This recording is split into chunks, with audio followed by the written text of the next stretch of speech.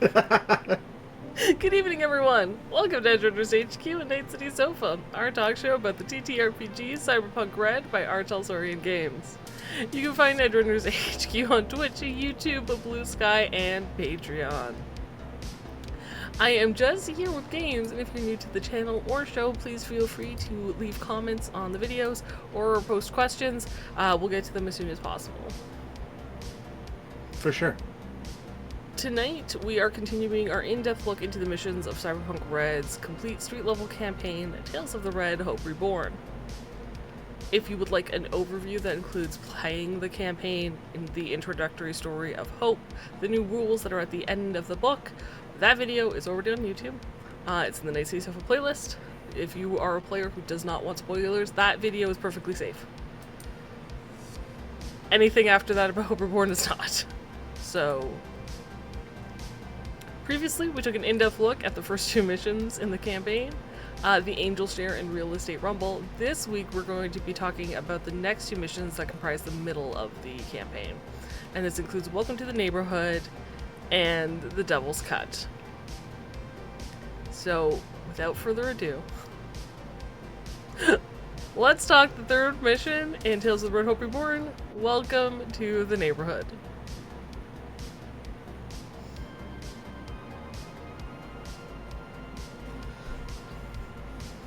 Welcome to the Neighborhood is written by Linda Evans.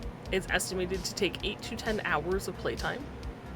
On a personal note, I'd say it could easily take longer, and that's not a bad thing. This entire chapter spans a month in-game. Yeah, I was gonna say, like, I wanted to interrupt you there. But your note is almost exactly what I was gonna say. I love Linda. I love the way that she writes in her world building in the missions that she writes. The 8 to 10 hours on this seems completely arbitrary because it and the Devil's Cut are both like that. This might take 10 hours. No, this one's going to take you 3 to 4 sessions because there's a lot going on and it's worth it. It's really cool. But it is not going to be 8 to 10 hours. I don't know. I think it depends on how fast you speed through some of the missions, because some of the missions you can get through pretty quickly. Yes. I think that you could. I think that you could fairly easily get through them fast Some if of you them. wanted to. Not all of them. Right, yeah. No. Particularly, there's a couple I'm thinking of that when we get to, we'll talk about it. But yeah. I cannot imagine getting these accomplished, any of these, with me as a player, in one session. Oh, yeah. You could get through at least one. One of them you could get through within a session, no problem. And that's the one we're going to start That's with. what I mean. We'll get I think that we could do maybe one a session. No, you could get... Nah, we'll get there. You can tell me if I'm wrong, but I'm pretty sure the first one you could get through in, like, 2 hours, at least. Like, right, yeah. Super fast. But, so Welcome to the Neighborhood, again, I like games, love Linda, love her writing, love her work. This is my favorite section in this book. And I think one of the reasons I love it so much is you can pick it up, change a few things, and put it wherever you're playing. If you do not want to play through Hope Reborn, but you're looking for a bunch of side missions to get your players invested in your neighborhood, pick these up, change a few things, plop it down wherever you decided to throw their living situation. Yeah.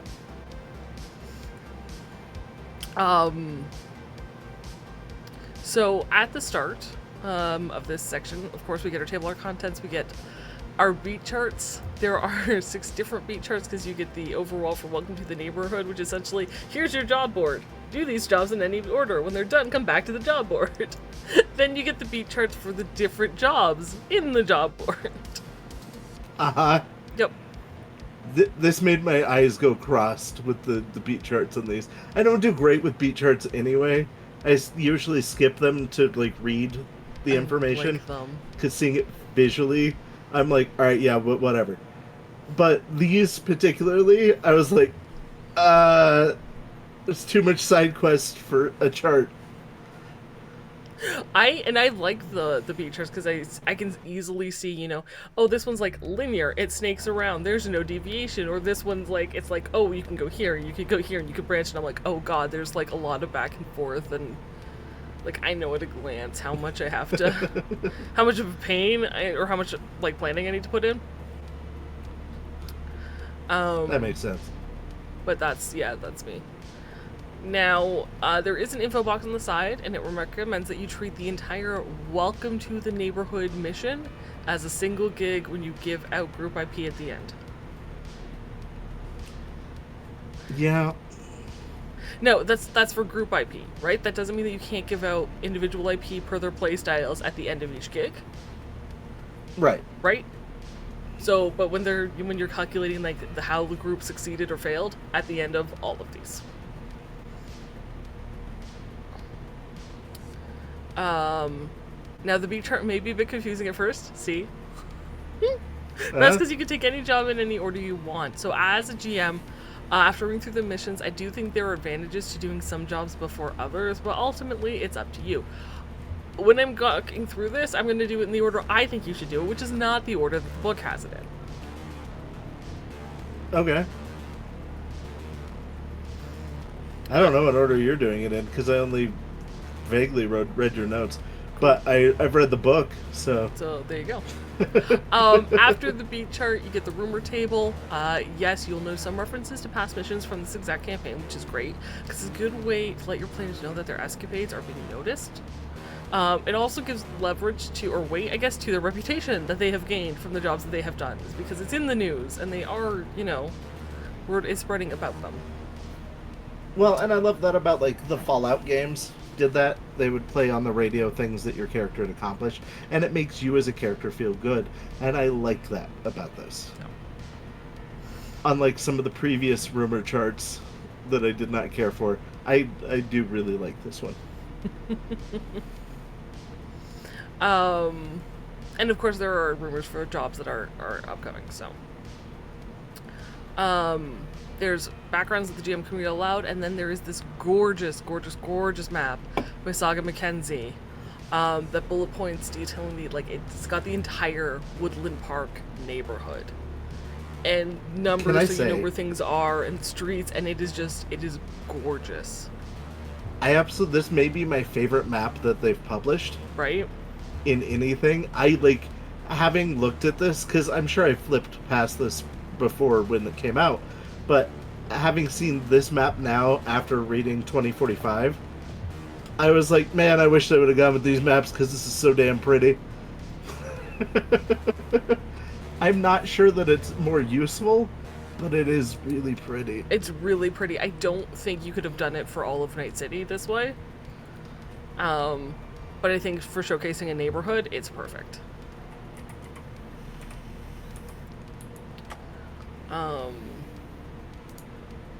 So, Welcome to the Neighborhood takes place in Woodland Park, which is a small neighborhood on the border of Haywood and New Westbrook.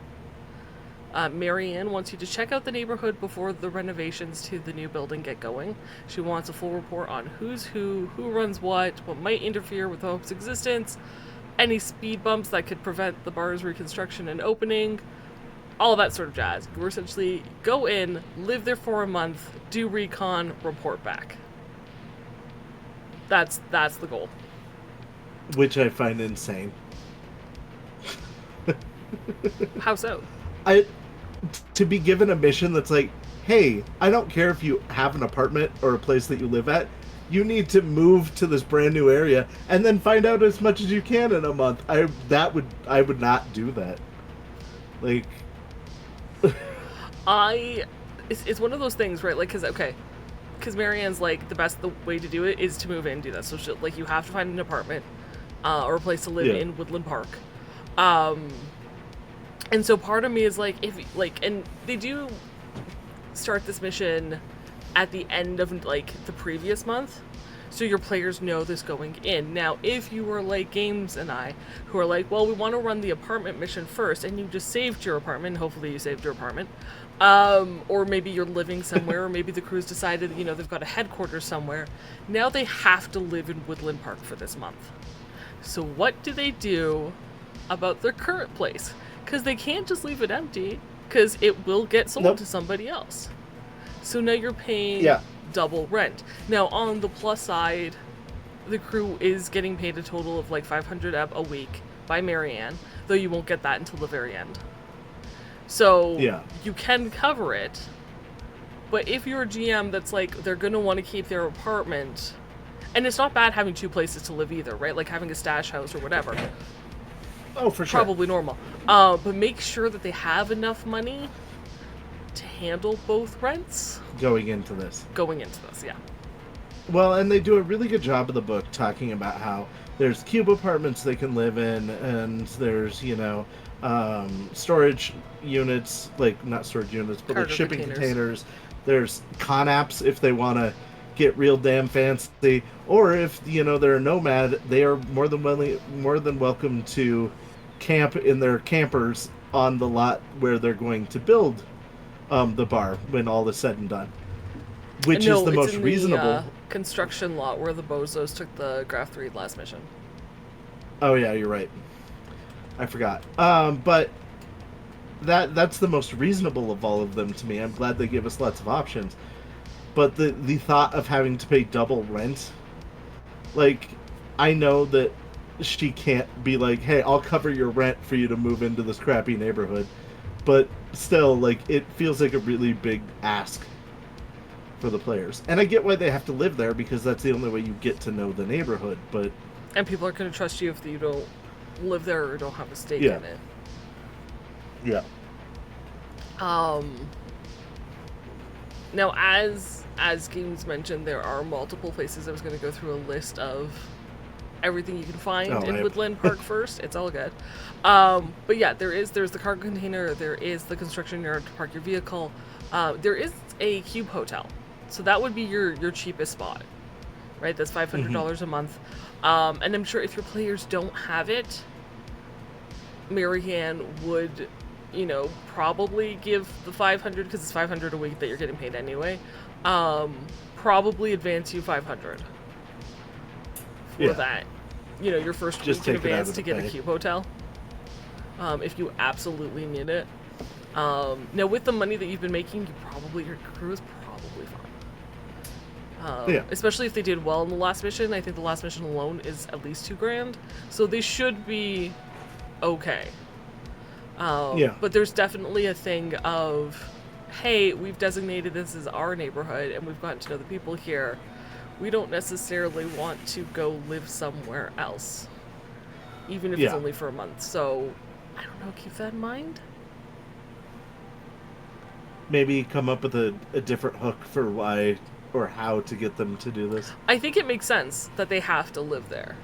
For sure. I know, but I mean, give people more of a reason to, like, it's okay to do this. Yes, definitely confer that you can have 2 different apartments. Nobody's gonna blow up the Shady Acres apartment building.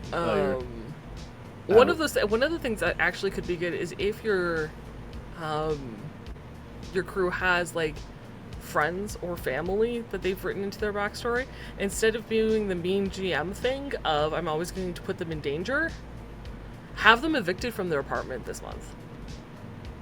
Right. Have them come to your players and be like, hey, I need a place to live, and they could be like, you know what? Take my apartment here, because I'm going to be living in Woodland Park for a month. Yeah. That's a much easier pill to swallow when you're like, cool, this is perfect timing. I can set them up here and we can do this. Or maybe your crew has a group and maybe there's a band moving in and they've been approached by, or your fixer's been approached by, hey, do you have a living space? We'll rent it out. So maybe that rent is covered for a month. They just have to, like, host some people. They may not be okay with that. Moxie, my character, would not be okay with that. She'd be like, no one's living in my fucking apartment. Are you fucking mad? Unless I know them. Wraith wouldn't care. Airbnb, Wraith would be like, sure, cram as many as you can. So it depends on what they're doing. I also think team size going into this is kind of a thing, because with a team of like 3 or 4, it's a lot more reasonable to ask them to relocate. If they have a team of like 8, which would be a huge player table, don't get me wrong, but that's a lot of people to try to move into a neighborhood. Even though there's technically, no matter what, there's room for them. There's tons of room. Like, there's tons of room. Yeah. Yeah. It just seems like a lot. It's no, when you remember it's a city, giant ass city, it's just one neighborhood that has like 5 different living complexes. 8 people is not. Right. Like the turnover's probably fine. So, okay, are we pretty settled on, hey, this could be a problem? I will stop talking about that. I apologize. Cool, okay. Yeah. So because I just want to know, And like, another thing. within Woodland Park, there is the Palms, which is the cargo container complex that your players can move into. But there's also the Terminus food truck that's in there, and that is one of the locations for a hook. So it might not be bad to have someone move into a cargo container, or at least visit if they're like, oh, I want coffee every morning, and it's like, go here, go to this place. Because it's not a numbered location, so just make sure that you know that coffee cart food truck takes place. It's an unmarked mission. Yes. There's a construction yard that you know we saw in Real Estate Rumble. Same with the current location for the Forlorn Hope. There's an empty lot that will become the Hope's parking lot. There's a collapsed building. There is the Burning Bright Bodega, which is a hook for another one of the jobs. But that's good to like introduce to players if they need like groceries for the month or supplies, shoe polish, whatever it might be. There is Breeze, which is a drugstore run by Nana and Pop Pop that the players will meet during a specific mission. There's the Biotechnica Palm Grove, which is the location of a mission. The Zaletta is a cube hotel, a PI office, a wash and run laundromat, and an office space. So if your players are like, I don't want to spend a lot of money, I just want to rent a cube hotel, the Zaletta is the place, which is fine because they can meet the PI who will become relevant in a mission later on. And I love the description of the cube hotel about how it's like just this like perfectly square building that like the bottom floor is all businesses and the top floor is where the cube hotel is. Yep. But like it's just this like cube. It's just a cube. Yeah. Honestly, personally, I think it would be nice if your players would spread out and live different places. Like, I wouldn't try to force them all to live in the cube hotel or all in the cargo container or all in different places, right? Because if someone's living in the cube hotel, they get to meet the PI. If someone's living in the cargo container, they get to meet the food truck chick whose name I can't remember off the top of my head right now, et cetera, et cetera. And next is Chumgo's Room. Parking lot is probably my favorite name. It is a parking lot that has 3 5-level parking elevators, so those you put in your car and then it shifts around, which is really, really cool. It's the cargo container office for Billy Flight, who's the local fixer. Next to that is the Shark, which is a 5-story apartment building that has studio and 2-bedroom apartments on each floor. Now the top floor is rented by the Pierce family, and this becomes very important in one of the jobs. I would not have your players live on floors 4, 3, like 1 or 2. If they're going to move in, I would move them in on floors 1 or 2, and we will explain why when we get to that mission. There is the Dynalar campus. There is Xanadu, which is the skating rink arena / nightclub, operated by the Woodland Park Muses, the roller derby squad for the Knights of Wonderland League. And then, which one of the jobs will take place there. And then, of course, there's Acorn Towers, which is the 2-tower apartment building that most of the Dylanar employees from the campus live there. But if they have the up to spend and they want to spend their month in an upscale Con-Opt apartment, they can rent there. So you have everything from a cube hotel to an upscale Con-Opt for your players to move into.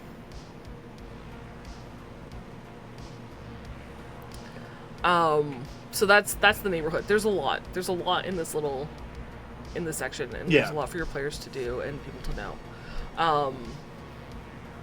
So once you've kind of laid out where they can live and they've all made their choices, you get into the actual mission itself. So that's when Marianne will tell them, she'll pay them $500 a week.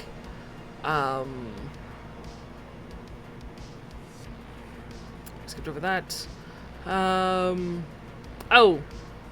Before you get to the job, something I would do, if they haven't already done this, let the crew, especially if the crews decide, like, if you don't have a neighborhood and this is the neighborhood that you're gearing them to live in down the line, have them have a moment to decorate their spaces.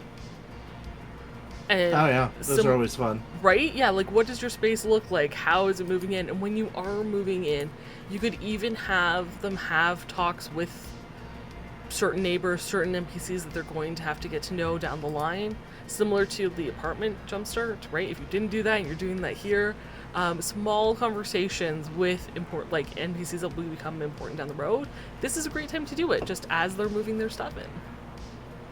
Yeah. So yeah, take your time. I mean, I would let them take their time, let them connect with NPCs, rework NPCs as needed. And, yeah, and especially, but if this is not where they're going to stay, like, long-term, you know, we've gone over some options, good luck. Still moving in, Right. have those, you know, neighborhood interactions, but maybe don't spend a lot of time on decoration of their space. Right. But you can also move them towards, you know, the stuff going on in the city through those small interactions. Exactly. So, now, since Real Estate Rumble was a combat-heavy mission, personally, I would start with the job Boys Night Out, which is not the job the book starts with. no, it is not. It is not. Because it carries its own kind of breed of wackiness, involves more puzzle solving than combat, and it ties nicely into a later job. So, Boys Night Out takes place in the grove of palm trees that's in the neighborhood. Now, the property is property of Biotechnica. Each tree does have an electronic monitoring collar. And this is an experimental grove, and Biotechnica technicians visit once a week to maintain it. With each tree has that collar, it has an external biomonitor. Everybody in the neighborhood knows not to mess with the trees, because if you touch them, it sets off an alarm and summons a Biotechnica strike team. Yep. However, one of these trees is very, very special, and I love the artwork for this. But one of these trees is special. It's a hybrid between a palm tree and a Venus flytrap. So if you imagine a palm frond, but back to back with Venus flytrap, that's what this tree has. Yep. It'll get you. Yes. More impressively, the flytrap genes have been altered to accelerate the digestive process to happen in minutes instead of hours. Now, this particular tree is incredibly dangerous to climb, and after one too many drinks at the nightclub Xanadu, Dylan, intern named Brandon, bet his buddies he could climb up and retrieve a frond. Now, surprisingly, in his drunken state, he was successful in climbing the tree. Unfortunately, when he touched one of the fronds, it was the Venus flytrap frond, so it chomped down, it has pinned him in place, and now him and his drunken friends are screaming for help and attracting the crowd. And the reason I picked this first is because this is like one of those nighttime activities where if your players just moved in and they're walking around, this is such an easy, what the hell is going on in this neighborhood? Or maybe your guys were out partying, maybe they didn't, they were having a drink at Xanadu as well, maybe they didn't get drunk, and as they're leaving, they're like, oh, there's the drunk idiots that are right there. Like, it's such an easy, we don't really have to care about these guys, but we can do this job quickly kind of mission. All right, fair enough. I think I would go about it a different way, but I see where you're going with it. Okay. I think I'd Chekhov's gun the palm tree, and I wouldn't start with this one, but like have this be something that gets mentioned early on, so it's in the back of the players' minds, and then have this occur. I think people would absolutely forget. You'd mention it and be like in, out until it happens, so I would just have it be like the first thing. And plus, because it was combat heavy and this one is not combat heavy, I feel like it's a nice like kind of change of pace, right? Right. Now, the whole point of this mission is real easy. Save Brandon from being eaten. That's all the crew has to do. That's literally it. And there is a time clock on this one. There is a time clock. Now, his friends are drunk. They are useless. They cannot help. you have 5 minutes. The crew has 5 minutes to save Brandon before he is killed. Yep. So the book does give you options that you can use, but if your players come up with a clever plan that is not listed in the book, use those templates. Let them. Yeah, use those templates to kind of figure out, okay, it's kind of like this one, so it would roughly be this difficulty value. Assign the difficulty value to whatever skill would encourage their plan and go with that. Now, remember that if they harm the tree in any way, a Biotechnica strike team will arrive. So ideally, they don't want to harm the tree. They just need to get Brandon down. Yeah, one of the options that is listed is to try to cut the tree down to save him. And that just seems like the worst idea. Yeah. Also, I love that when the crew gets involved, that the friends are willing to pay you 100 EB to save him.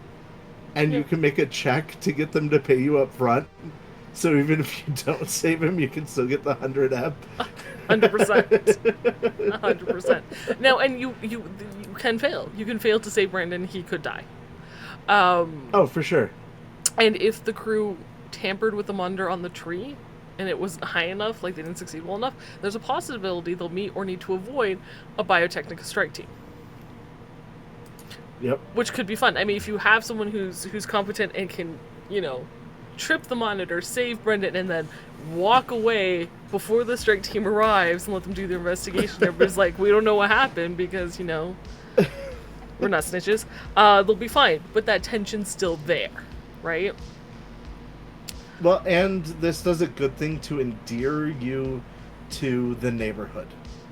Yes, because exactly. These are people who work for Dylan which is like the company that is the town company, And so by saving an employee from their stupid ass decisions, this is a good thing to endear your characters to the NPCs. I don't even know if I would say it's that as much as, hey, your crew decided to go out of their way to help some idiot. These are good people. Right. Yeah. Whether or not they care about the corporation is entirely moot. It's like, okay, these are people who will help, who will go out of their way to help. Maybe for payment if you decided to manipulate the drunk guys into giving you payment up front. Keep that in mind. And this is the one games that I think you could do easily in the first part of a session. I could still see this taking a lot longer than you think it will, but yes. Depending on how they choose to tackle the tree and if a strike team arrives, 100%. But if you do it clever... And then the aftermath of it. If you do it clever. But yeah, I could say you could easily... And again, I would say take your time with this. I would do the move, talking to the NPCs, getting to know everybody, having a drink that night, and then walking out and hitting this. This is your end of session mission. You'll be fine. Yeah. But that's it. That's Boys Night Out. Save Brendan from a Venus flytrap palm tree. Yep. Any way you can. Any way you can. Now, for the next job, I would move on to the shark, and this is the one that they recommend starting with. Yeah. I would do it second. Which I agree with not starting with the shark also, but we'll get there. So for the shark, it's the name of the building, and the person who gives you the job is the owner and local tech and fixer, Billy Flight. Billy Flight runs the cargo container place. So if any of your crew moved into the cargo container complex, have them meet Billy when they move in. Have them pay Billy when they move in. Have that already, have an interaction where they've already talked to him. If not, no big deal. There's methods in the book for, hey, Billy needs to talk to you. Go talk to him. Right, yeah. Now, you'll get there one way or the other. Yes. Now, there's a situation taking place inside the building. And this is kind of the problem of, if your players decided to live here, don't put them on any floors above 1 and 2.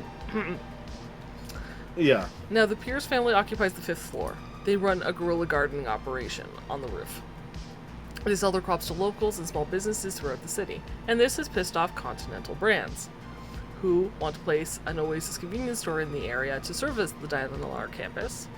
And of course, having the Guerrilla Garden is unwelcome competition. To shut down the garden, Continental Brands hired a crew of edgerunners known as the Lucky Charms to use incendiary devices to destroy the garden. I love the fact that this crew is the Lucky Charms and everything is based around the cereal marshmallows so much. I love that this is a counter crew mission. Yes. The theming, though, feels a little over the top. I love it. I love it. Because you gotta remember, like, Continental Brands, right? They're your, like, general goods suppliers, so they would supply Continental Brands Lucky Charm cereal. So having a crew that they regularly hire out be called the Lucky Charms? No, that feels very, very on brand to me. So yes, Lucky Charms regularly do work for Continental Brands. Their crew includes Green Clover, the solo and team lead, Orange Star, who is a netrunner, Pink Heart, Yellow Moon, are just muscle, and Blue Diamond, but you won't have to worry about them because they're badly injured and they're not really going to be in this mission. not appearing. No. Now, they weren't expecting resistance. Also, this is... Sorry.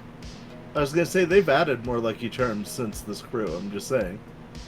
Where's our unicorn? Hey, if you wanna create a new Lucky Charms mission for Continental Brands, go right ahead. You know what happened to the previous ones if you played this. Now, when the Lucky Charms took on this job and they went to burn the crops, they weren't expecting resistance. But the Pierces were not going to let their Guerrilla Garden be taken so easily, so a fight broke out on the 5th floor, which is the top floor. The Lucky Charms grabbed some of the gardeners as human shields and attempted to flee. Unfortunately, as they were leaving on the 3rd floor, some Pierces returning from delivery came up, and now they're kind of trapped on the 4th floor with hostages, which is a problem depending on what time of day you set this in, where your crew is located, because if your crew member decided, no, I'm going to hang out at home all day on the 4th floor, well, they've definitely heard this commotion, and now they can't leave their apartment without getting shot. Right. Which, you could start the story from that. That's fine, too. You could, but personally, that's why I would leave it on floors 1 and 2. Maybe they heard gunfire. Maybe they don't know what's going on. Maybe they ran into one of the Pierces who's like, go talk to Billy, and one of your players is the one that actually brings this information to Billy. That's totally fine. Like, rework the beginning if you need to. But I would not place any of your PCs on floors 3, 4, 5 if they decide to move into this building. For this exact reason. So the Lucky Charms with their hostages on the 4th floor, the Pierces are not going to storm because they don't want to risk the lives of their family. But the Lucky Charms have no way out of the building safely because they are currently pinned. No one's going to call the authorities to help an illegal assault on an illegal garden. So this is where your crew comes in. Billy's going to pay you 500 ebb each to resolve the situation. Double if the hostages make it out alive. Billy can provide blueprints for floor plans, or blueprints and floor plans for the building, so you guys have plenty of time to sit there and look at things, plan them out. There are 4 ways to reach floor 4. Oh my goodness. Floor 4. A little bit of that, yeah. Stairs, elevator, window, light wells. All of them have bonuses, all of them have drawbacks. It really depends on where your crew's strength lies. Now, Linda did a marvelous job writing out each method with hazards and expectations. If your crew comes up with something out of the box, go for it. Use what's written as a template to figure out what hazards and obstacles they need to overcome. The main goal is to save the hostages. Now, the Pierces do want blood. So if one or both hostages die, the crew will get their pay, but nobody is happy about this. Yeah. The Pierces, however, won't blame the crew, which I feel like is a nice touch and important, where you're trying to, garner goodwill. It's like, well, you tried. It's not your fault. We blame the Charms. Yeah, they're the ones who did it. Right. Now, if the hostages were saved, and you were able to talk the Lucky Charms into leaving, the Pierces will honor the agreement. They're not super thrilled, but Billy is pleased. Right. does pay the crew double. Now, if you subdued or kill the charms and save the hostages, the Pierces are That's the good ending, thrilled. weirdly. Yeah, this is the best ending. The Pierces are like, yeah, you took out these people who, tried to ruin our entire livelihood. So you'll get your 1,000 payment from Billy, and then you'll get another, 500 ebb in fresh vegetables to split among your crew. Yeah. And the Pierces think Which it's is the best awesome. thing ever. I love that the best ending is somewhat immoral, Yep. but I like the idea of leaving the charms alive to be a reoccurring problem. 100%. Yeah. 100%. I like it, and if you could, personally, I would even prefer if you could do it half and half, where you took out a couple Right. of them before the other ones decided to surrender and they were let free. I wouldn't give you the reward from the Pierces. They would be friendly, Right. but they wouldn't give you the vegetables. But then those ones that you left will refill their ranks, become a unicorn, whatever, and you've created now an enemy. That's an enemy you can add to your list because you didn't take out all of them, and now they want revenge. Yeah. And depending on which method you use, I could see that being easier some ways than others. Mm-hmm. So. Now this one I can see taking an entire session. Oh yeah, easily. Easy. Because if you think about the time it takes to plan it and then executing it and then the aftermath stuff, this is 4 hours by itself of the 10 hours. Depending on the players. Some players just YOLO. Right. But yeah, if you're going to plan, if you RP ahead of time, figure out the situation, then the planning, then the actual event, and the aftermath, I would say this is easily a whole session. Yeah. Now at the end of this mission, the crew may be injured. They may need some downtime to recover. Since this game takes place over the course of the month, you should be fine. You could give them a week to recover and not stress. Yeah. So when you move on, the next one I personally would choose is Love Lies Dying. Okay. So I really love Wheels on Fire. That's why I keep being surprised at your choosing. So with Love Lies Dying, this is where the Terminus food truck comes into play. The owner, Carrie, has a problem she needs you to help with, right? And the reason I put this here is she's heard about your deeds at the Shark, helping out the Pierces. She heard about your deeds with Brendan, helping out them. You seem like a trustworthy crew, right? So she's gonna call you over. Which now, makes sense. if you want to do this earlier, if someone lives in the cargo container and has befriended Carrie, that's also an easy way to arrange this. Yeah.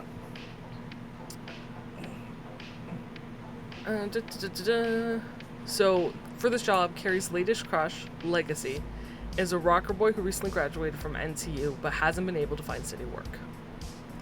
To save on costs, Legacy moved into the Cube Hotel, and for inspiration, they've been traveling out to the Badlands and doing overnight campouts. Legacy went out there 3 nights ago, and after hearing gunfire from a nearby Raff and Shiv raid, they decided to bike home in the dark instead of waiting it out. Now, unknown, Carrie doesn't know this. She just hasn't seen Legacy in 3 days. Now, unfortunately, Legacy crash broke their leg, and they've been left stranded. Legacy has gotten cough pop every morning from Carrie, so when Legacy didn't show up 2 days in a row, Carrie asked Baines, the local PI, whose office is in the Zaletta, to look for them. Baines went out to the Badlands. They found them. They found Legacy, and they were headed back when a dust storm blew over the area, and Baines rammed into a ridge, causing a rock slide that has pinned Baines and Legacy in the vehicle. Yep. Series of unfortunate events is just the snowball's effect to this poor... It did not go well. Poor rocker boy. You might also recognize Baines from one of the latest DLCs, which I can't... Invented Tech Upgrades. Where they are the PI that gave information on the various techs and who that exec could steal designs from. Yeah. And, you know, the money paid for a new car. This is why Baines needs a new car. Because he's got That makes sense. in a rock slide. Yeah, and the resolving of the rock slide is ridiculous, and I love it. Yes. No, it's possible if your players lived in the Cube Hotel, not the cargo container, they might have run into Baines or Legacy. So when they were moving in, if any of them moved into the Cube Hotel, definitely have that interaction, right? Like, this is why I'd kind of, like, spread your players out, if possible, so that they can meet. It'll help you out. Yeah. So your players will get this request from Carrie to be like, I don't know what happened to Legacy. I hired this PI. I haven't heard from him in a couple of days. Help. So now your players need to do some sleuthing. They can get info on Baines. The best places to go is going to be Baines' office and Legacy's apartment. Once they eventually figure out where to go in the Badlands, essentially following Baines' tracks, it's now on to like a search and rescue mission to find the car and save the occupants. Can I mention one thing about the looking for them thing? I love in Bane's room that, like, if you get access to their room and, like, search really hard in there, all you basically find is an old paperback noir novel. Yeah. I like that nod to the detective, you know? Definitely a noir detective. Now when your crew finds Legacy and Baines, both are at 0 HP, and neither are stabilized.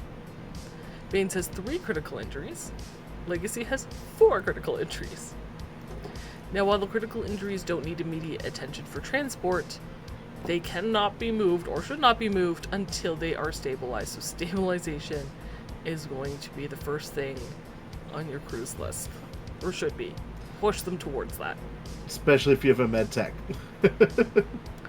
Since there's a chance that the crew can fail and Legacy and Baines can both end up dead, which will not only negatively impact Carrie, but the neighborhood as a whole, and can demoralize your crew, give them enough time to plan the best way to stabilize, get these two out of the vehicle, and stress the need for medical treatment once the pair is safe.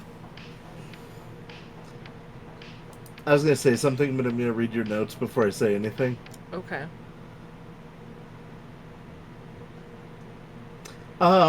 Yeah, if they start coming up with real wacky ideas, like, I don't know, explosives, maybe tell them that that's a real bad plan and that it could work, but it most likely won't. It'll work to remove the rubble, but you'll probably kill them in the process. In fact, there's a 99% chance that you will kill them in the process. Yeah, DV-24.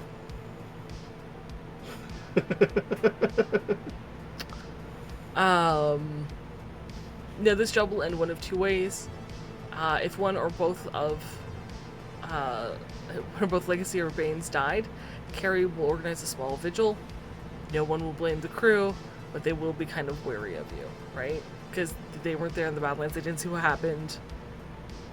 How could you let 2 members of their neighborhood die? Now I personally would increase the wariness of the crew if they also failed to save Brendan and failed to save the Pierce hostages. Yeah. Because that's a lot of failure on your crew's part. A lot of people have died that you should have been able to save. Now, if both Legacy and Baines survived, Carrie's going to throw a party once the pair have healed from their injuries, which will be a good time to tell Legacy about Grace Steele's offer, if the crew haven't already mentioned it. So if you remember, Grace is looking for Rocker Boys to reform the band. We went over that last time. Yes, we did. So, again, I wouldn't do that when Legacy's recovering, or, you know, bleeding out, or whatever. But definitely during that party, when you get to that party. Hey, don't move, but... Let me introduce you. Yeah. So we heard you were out here looking for inspiration. You know, we have someone who needs a bandmate. Oh, no, wake up, hang on, don't pass out while I'm talking to you. It's really rude. Now, healing of both Baines and Legacy is going to take time. So while your players wait, Or if you want, after the party, I would do this before the party hits, but that's just me. I would move on to Wheels of Fire. Yeah. Before we move on to Wheels of Fire, though, Yes. I wanted to mention, again, I feel like this is an entire session deal. The finding out what happened to them, unless you just spoon feed them that they're in the desert, and the figuring out how to get them out of the car and back to town. There's no way I see this happening in like an hour. Not an hour. I think you could do it in 2. Carrie does mention that they go into the Badlands, so if they directly go to, like, Legacy's apartment or Baines' office and have some really Right. good rolls. Knowing the people I play with and things, I can't imagine this being a short mission. No. And then the other thing is, I love that one of the options is if your characters remember the Graph 3. And I'm like, oh my god, I would never think of that, but that's amazing and I love it. Which is funny because you are always looking for ways to borrow the Graph 3. It's true. It's true. And again, I think you have to borrow it from Jack.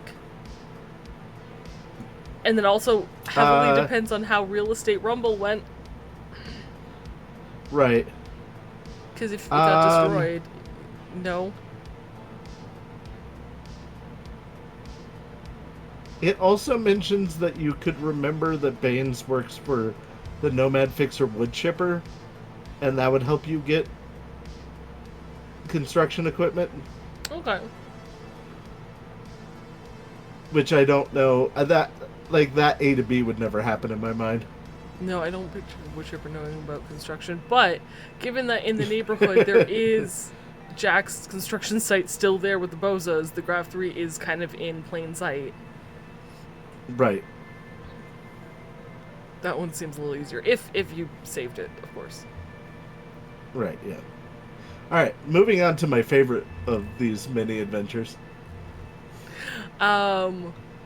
Wheels on Fire. So this one takes place mostly at Xanadu, which is the roller rink / nightclub that is, run by the Woodland Park Muses, the roller derby league.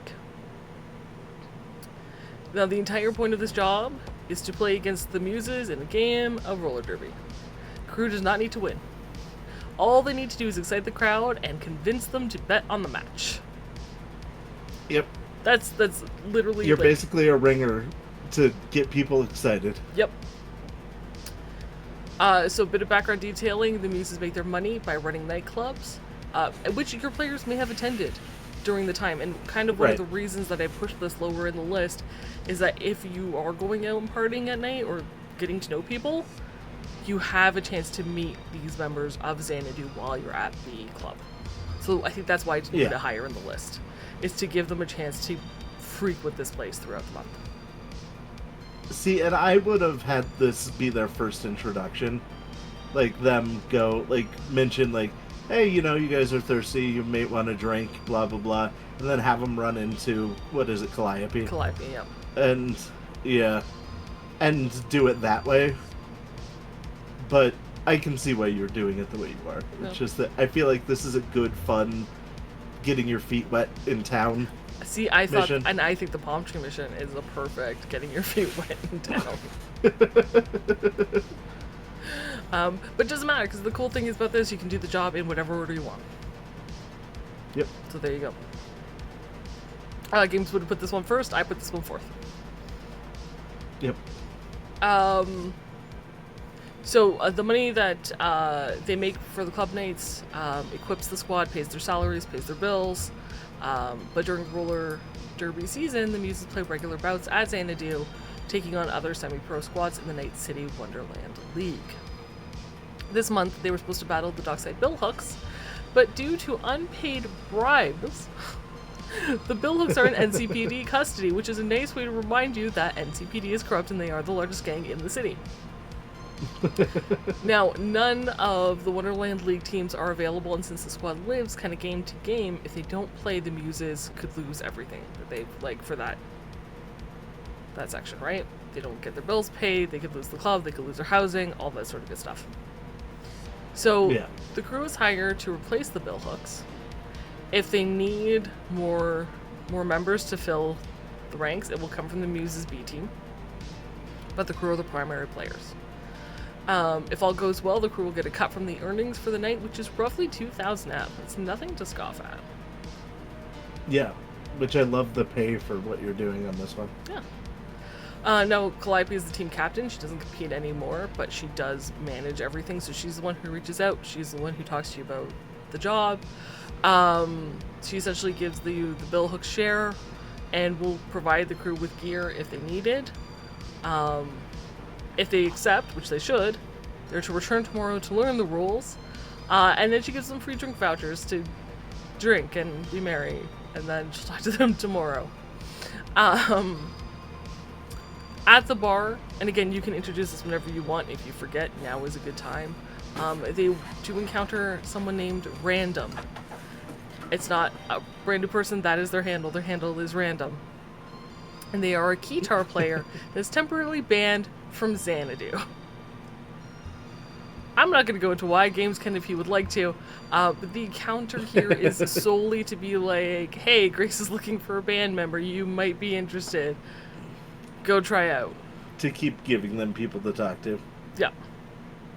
Although he does have an interesting link to the Muses, which I think is hilarious. So, but you could throw that in whenever.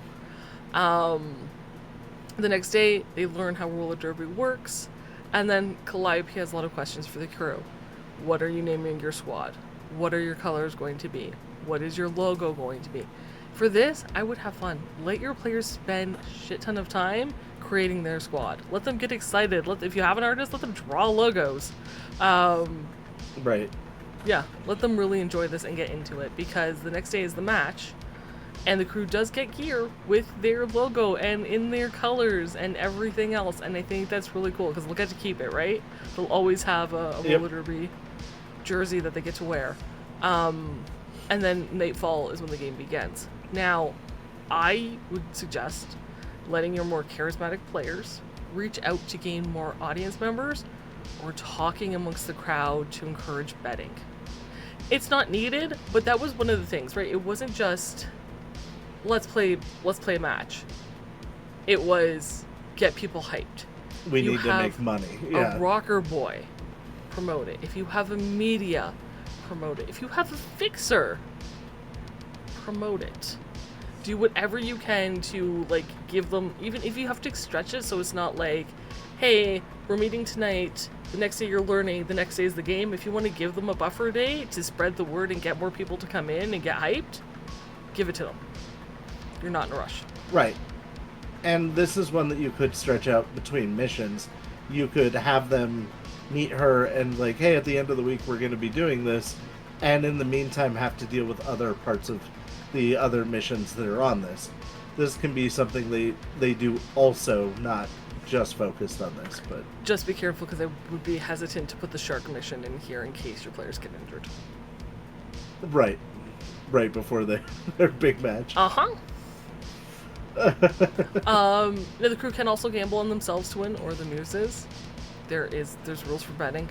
And then for the derby itself, you could play the full thing, but you don't have to. It recommends just playing the one jam. Whoever wins, the game. Simplify it. Yep. Win or lose, as long as the crew finishes the bout, they play fair, they get paid. Right? If they decide to go in heavy-handed and we're gonna beat up the Muses while we play, you're not gonna get paid by the team captain of the Muses for injuring her people. You're helping. What if they keep getting in trouble before the bout even starts and going to the penalty box over and over? Yeah, that's not also gonna help, because that's not a good game. Now they can also collect their winnings if some earlier gambling paid off at the end of this, but let them have fun, let them enjoy whatever this post-Derby thing would be. Right. And now... My argument... Sorry, go ahead. I was going to say this is 4 to 5 jobs complete, so this is where I would have Carrie host her party, right? And I feel like having the party as kind of that culmination at the end of the roller derby thing, whether you won or lost, ending a roller derby with a big party, I think would be really fun. So that's also kind of why I pushed it Oh, yeah. down on the list. So, you know, either way, spirits should be high. Let them blow off some steam before the next event. And if they haven't talked to Random yet, at Carrie's party would be another time they can do that. For sure. I was gonna say, as far as like the time goes on this one, which I know I'm harping on it, but this could, for my type of players, could take more than an entire session. But I can see how you can justify this being short, because legitimately, if all goes well, this is 2 hours. Yeah, and also if your players are not interested in roller derby and they don't want to play it, and they're just like, we'll just play fair and we don't want to go through the mechanics because that's not. We're gonna skip practice and. Yeah, we'll just fast track it, and like we don't want to actually like play the jam or whatever. We'll just do some skill checks. I can see it going really fast. Right, I would boo them if my players did that to me, though. Yep. So yeah, so then the last one is Turf War. This one is a full session, I would say. Oh yeah, for sure. For sure. This job also has a chance to lose the Forlorn Hope permanently. Your campaign could end here. Yep. So I would leave this one to the end. I wouldn't do it first. Just go ahead and start with it. That way, if you don't get too attached. I mean, you could do that. I would also put it at the end because you could garner more community support that way. Yeah, I agree with it being at the end. That was a joke. Okay. No, because that's a legit thing, right? Now, Ella runs the bodega, and that's where you're going to get the mission for this one. It should be towards the end of the month. Maybe your players have met Ella on a couple occasions when they ran to the bodega for certain things. And I don't agree with the writing that Ella kind of, has her shotgun pointed at you when you enter. She's she can be in a foul mood, but if your players have actually gone to the bodega a few times and they've gotten to know Ella and they've done this stuff around the community, she can be in a sour mood. She wouldn't aim a gun at them, you know what I mean? Maybe like when the door opens, she has the gun ready, but she sees it's you, she relaxes, she's still not happy, but clearly she's on edge kind of thing. Yeah. Now the albino alligators, one of our favorite gangs, have been terrorizing the neighborhood. Tarquin, a mid-level boss, believes Woodland Park would be the perfect place for a new empire, and she's convincing the locals to sell through intimidation tactics, such as broken windows and trash fires. When the neighborhood patched up the damage and ignored Tarquin's attempts, the alligator targeted the skateboard couriers of the bodega and Breeze, the drug shop, stealing their packages and smashing their boards. Well, now Ella is pissed. Not just because no goods delivered means no payment for said goods, but Ella is very protective of the kids that do this work. So she's going to hire the crew, and she wants it dealt with before it gets worse. She can't offer much in the way of money, but a free month of generic pre-pack lifestyle is for each member Which of is the crew. worth... Yeah. Which is worth, like, what, 300 EB per person? Plus 100 in actual, like, cash, which is still below the 500, but at this point, and again, another reason I would do this later, your crew should want to help the neighborhood. Right, yeah. You've endeared them to the neighborhood, and... yeah. Also, this is another good example of jobs don't always have to be about money. There are other things that you can get paid in that are worth as much. Yes.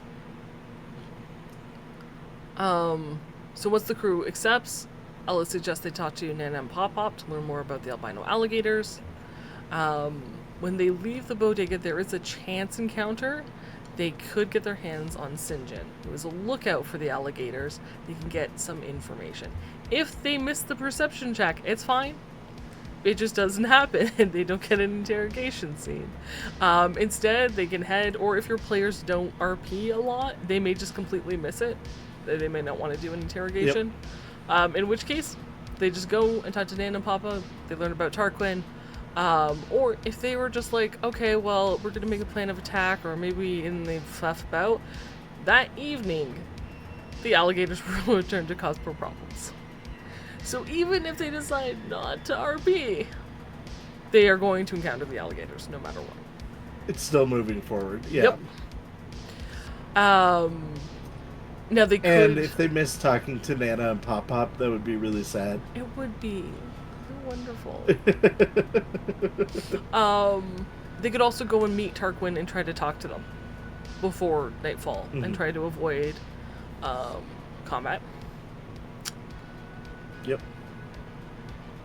Oh no, I don't think you can avoid combat, because whether you met with Tarquin or not, combat is going to take place.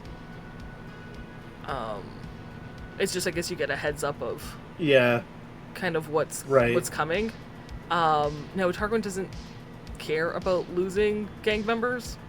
They are fodder as far as she's concerned. So, and at best, she'll offer to make a deal with you, and that just takes you directly to confrontation. Yeah. Either way, it's combat. Now, in addition to Tarquin, there's going to be 2 mooks for every member of the crew. So this is double what they're used to facing. They should be able to handle it. If not, Ella or a member of the Pierces can join the combat to help tip the scales.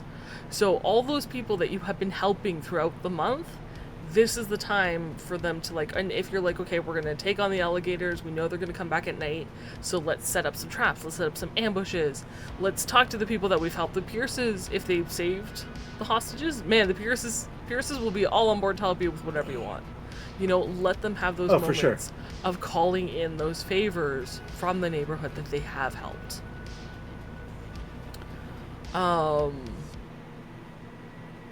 Now, if the crew does want to get the looks involved in that way, there is a way to work that in. It does take place off screen. Linda's written out a thing of like what you can say, what dice get rolled, and you know, you kind of hear reports of what's going on in various places around Woodland Park as the others are taking on the alligators. Now, by the end of the combat, either the alligators win or the crew wins. If the alligators win, they burn the those are your neighborhood options. down, and that's where your campaign ends. If the crew wins, you collect your payment and you continue on the campaign. But this is definitely one where you could lose the entire neighborhood. And I love the 2 options are like, the one ends with the phrase like, hey, at least you got paid 500 EB, right? And then the other one begins with like, you're watching the sunrise over the neighborhood that you just saved. Like, it's so very deeply contrasting moments. 100%. And once this is over, hopefully you're watching the sunrise. Your crew gets to sit down with Marianne. They get to inform her of all the things that they have noticed. She gives them their pay, which would be $2,000 if you didn't advance any. And for downtime, the book says they should have some decent cash at this point, decent amount of improvement points. Give them at least 2 weeks. 2 weeks to relax, shop, tend to personal projects. They may need time to heal from their fight with the alligators. They also may be in this current limbo of where do we live? Yeah. Do we live... Are they going to stay here? In Woodland Park? Do they go back home? And there's nothing wrong with going back home. Especially now that they've endeared themselves to Woodland Park. They could still come back and check in on Woodland Park. And this would be a great place for a safe house. Exactly. I was just about to say that. Yeah.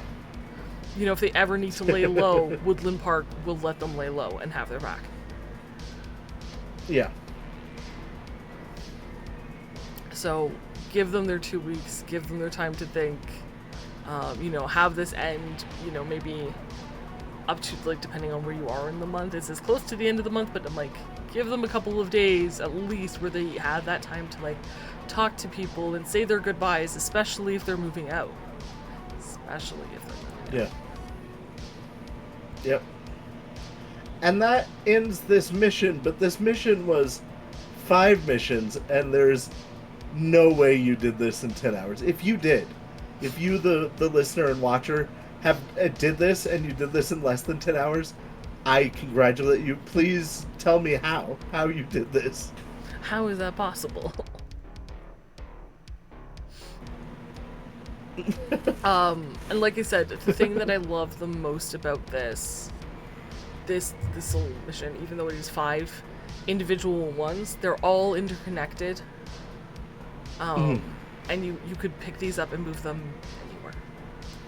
And this does a really good job of teaching you as a storyteller how to create these style of missions to develop a city, a town, an area, you know.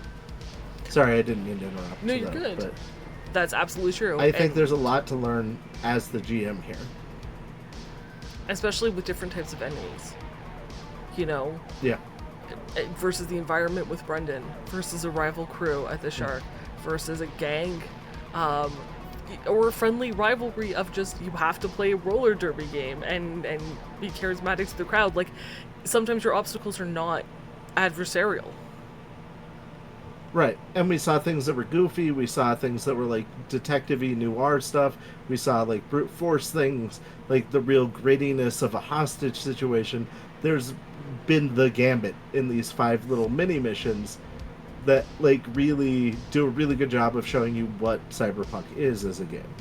A rock slide where one bad move could mean death for 2 people. Right. And there may be velociraptors loose. No. So, but yeah, I think this is one of my favorite missions because of what it teaches you, how to build encounters, the different types of encounters you can do, and just how to make it all connected and really feel connected to the community. Because I know it's so easy to have like this big bad, but when you bring it down to something like this, where it is very street level, all these different stories take place in this one little neighborhood. It really, in 1 month. Yeah, it really cements your characters there and makes it feel real. Even if they're not going to stay there, that neighborhood will always hold a special place to them. Yeah, and it'll always be a breathing, living neighborhood. And anytime they come back, you can update like what's going on with Anna and Pop-Pop, what's going on with, you know, Calliope. Yep. Like, there's always, like, they have these connections now, so. Exactly. So, my favorite segment. And they may have got enemies out of the deal, too. Mm-hmm. Yeah. You never know. Right. Also, they could have a PI on their side, so if they ever need information on things...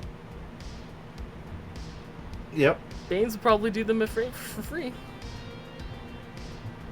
Since you didn't blow him up. Yeah. If he's still alive.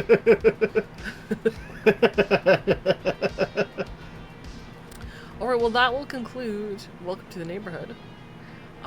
If there was something you were curious about that we didn't cover, do leave a comment in the comment section below. And the next video will cover The Devil's Cut. So, for more content on the HQ, head to Blue Sky, YouTube, Patreon. Hit us up. Is there something you would like to see us cover? Is there something we haven't talked about that you have questions about? Would you like to see more Gang Guess Who or whimsical things of those natures? Another, maybe not DLC tier list? Or sort list. I don't want to call it a tier list because technically we didn't tier them. No, but you know, we could maybe. It was kind of tiers. Maybe we could do like a mission. Now that we've reviewed Hope Reborn and Street Stories, we could do this is the order we would put all these missions in if we were running a campaign. A massive campaign. Yeah. If that's of interest, let us know. Comment it so that we can see it. But thank you guys for joining us. We love you guys. So much. Take care of yourselves. And until next time, yeah, for now.